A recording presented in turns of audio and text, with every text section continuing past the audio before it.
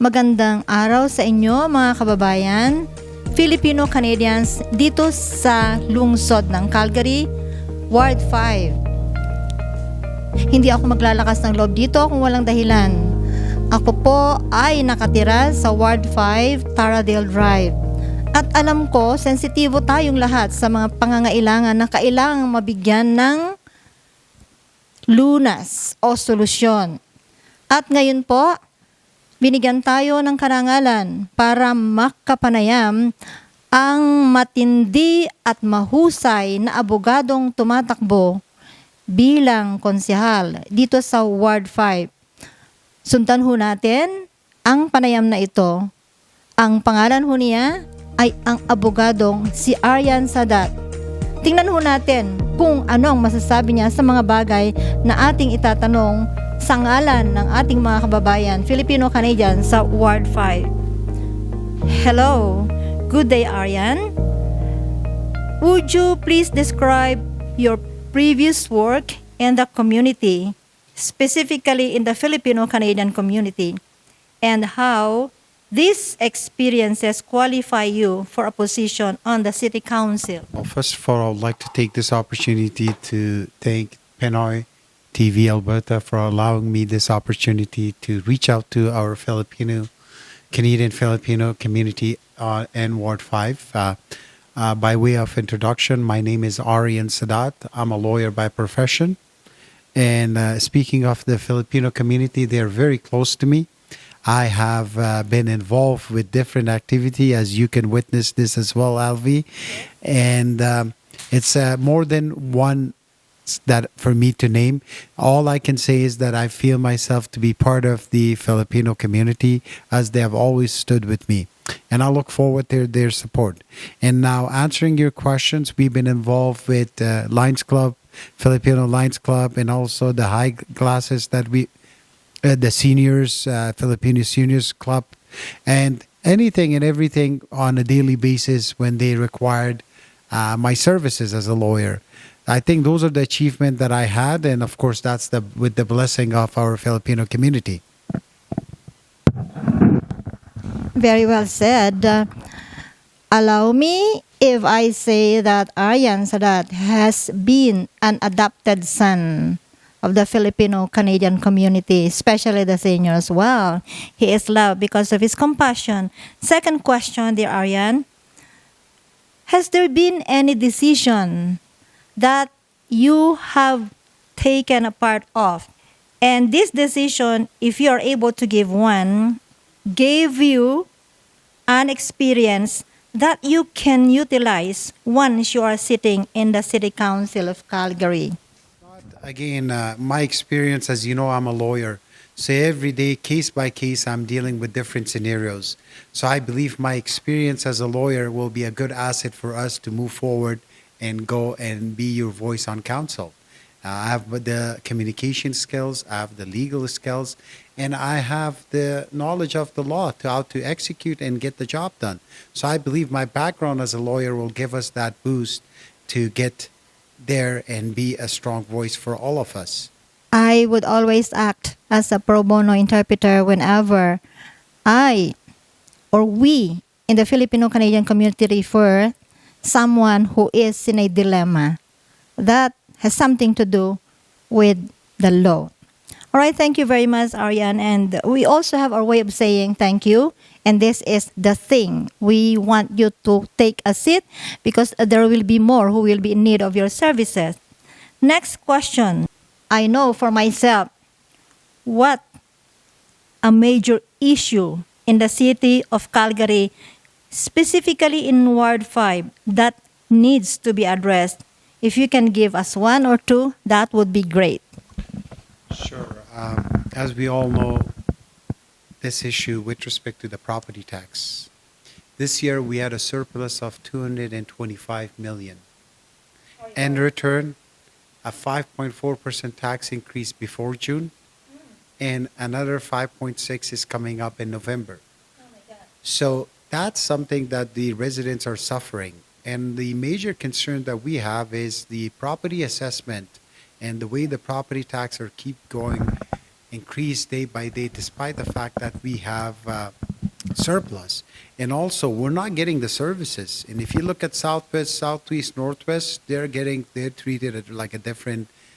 They get treated differently. But when it comes to us here in Ward 5, we're not getting the same services. And it's not fair. All I'm asking, and all the residents of Ward 5 are asking, to be the fair share and to be treated the same, and not to have any concern to be treated like a third-class citizen or a third-class ward and among the 14 wards.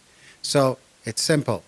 If John Doe or Jane Doe is getting it in Ward 1, I want to make sure that Miss Alvy gets it in Ward 5, period. And if anyone comes in between on that, that's when I put my lawyer hat and stand up for you and for the resident of Ward 5. Big time. You can count on us. I am also a taxpayer.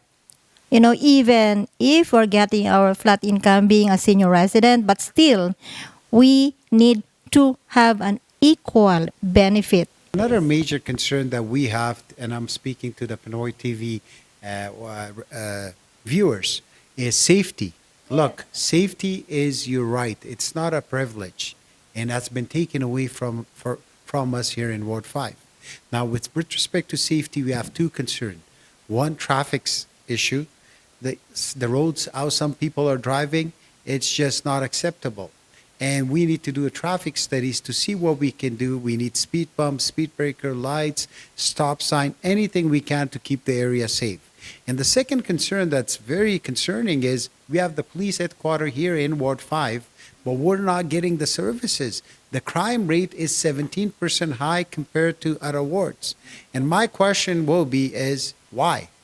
Why are we not getting the same treatment, and why we don't have more police presence here in Ward 5? Maybe the issue is that one thing I want to make clear, I do not want Calgary Ward 5 to be the ground for new officers training, if that's the case. Otherwise, Calgary Police needs to answer why there is a crime increase here in Ward 5, 17%. That's another, and as a result of that, so I have a good news for the Ward 5 residents. I will be trying to work, not trying, I will be working with the residents, and I'll be forming a public safety task force panel advisory, which includes people from different communities, different faith leaders, community associations, residents, doctors, teachers, anyone. We will meet every 45 to 60 days, and we'll sit down and we'll talk about the issues to tackle down the crime. And that's when we tackle that down, we take that issue and put it directly on the CPS Commission to answer us question that safety is our right. It's not a privilege. We need safety. That's another major concern that we're facing. And last but not least, LRT to Upper Northeast. People purchase their house in Upper Northeast giving false hope that LRT stations are coming up. That did not happen. Construction on 68th Street was supposed to start long time ago. That did not happen. BRT services that we were supposed to connect us to SADAT, that did not happen. This year we had 32 and 25 million approved prior to this council to recreational. That did not, what happened to that? So this is I want the listeners and the viewers to make an informed decision to who to vote for. Make sure to see, because right now people are coming and claiming to say that they have done this and that. But in reality, these jobs were done long time ago. Let's talk about the action that we saw in past 4 years. And I say that it's close to zero. Of course, safety is of prime importance. So there's still hope with ARYAN sitting up there, right? Because the engagement is for ARYAN not to be sitting at his office, but will be very visible to the community. When you get a seat, which I believe, and on behalf of the thousands of Filipinos who have entrusted their votes and still coming up with more, we are, of course, excited to see. We have heard your plans, And we know that you can, of course, implement your plan, because even prior to this victory of yours, we have seen you work. Though silently on a no-name brand, but actually it's not a no-name brand because you're a lawyer. And big time. I have seen you during litigation. He is not just a simple lawyer, but he is a lawyer who fights before the court of law. So having heard what your plans are, right after you get the seat, sitting in the City Council of Calgary, what is your very first step? First step when I sit on that chamber, first of all, I would say thank you to all the supporters and Ward 5 residents. And then my first motion that I want to bring to freeze property tax increase for 4 years. Everyone, that will be my first motion that I'll introduce. And then also I'll be looking into bringing the second motion will be, let's make life easy for our seniors, because our seniors have worked so hard for us, and it's for us to give back to them. I want seniors to have free transit. Right now, they're going through a process when to apply. Let's cut all the red tapes. And same with the youth, students and the youth. I don't want them to pay, and I want to make sure. Now, if the question comes to the listeners and viewers saying that, how are you going to do that? Well, we need to cut the wasteful spending. And a good example is this year we had a surplus of $225 million, as I mentioned earlier. They paid the city council, approved 56% salary increase to the city manager behind closed door. We only came to know because it got leaked to the media. So that's what I'm going to be doing, and I'll be working on that. And another thing that, since I have this opportunity, to all the residents of Upper Northeast, I'm aware of the insurance, how the property insurances keep going up. I'll be lobbying, I'll be working with the provincial government and working with the insurance companies and change the code in Upper Northeast, because right now, because of the hail, it's called Ale Alley, and it's just really causing a lot of people a lot of money. I want to make sure that we get subsidy or incentives from the provincial government under the Municipal Government Act, some from the insurance to lobby with them, and then the developer needs to contribute as well to that. And once that come back, we give it to those so they can upgrade and they get hardy board or stucco, even if it's 20%, 30%, without any condition, even if you have insurance or you don't have insurance. Let's work, let's make life affordable, and let's make life easy for everyone. I am now looking forward to enjoy that change in our ward. You see, after everyone has heard the interview with our incoming councilor in Ward 5, I'm already claiming victory.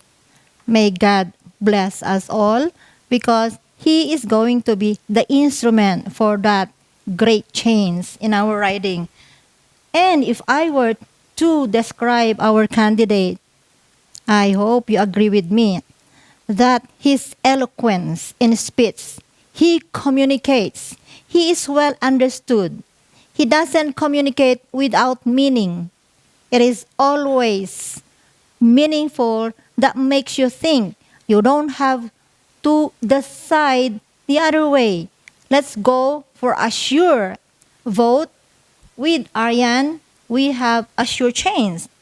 And have you heard how caring he is to the people? So he is a pro-people person, and that's what we need. He doesn't care about the title. He wants to take a seat because he wants to serve the people.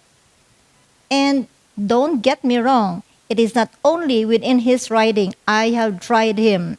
Okay? So send someone, give a bit of a background, and he will be there, of course, within his availability.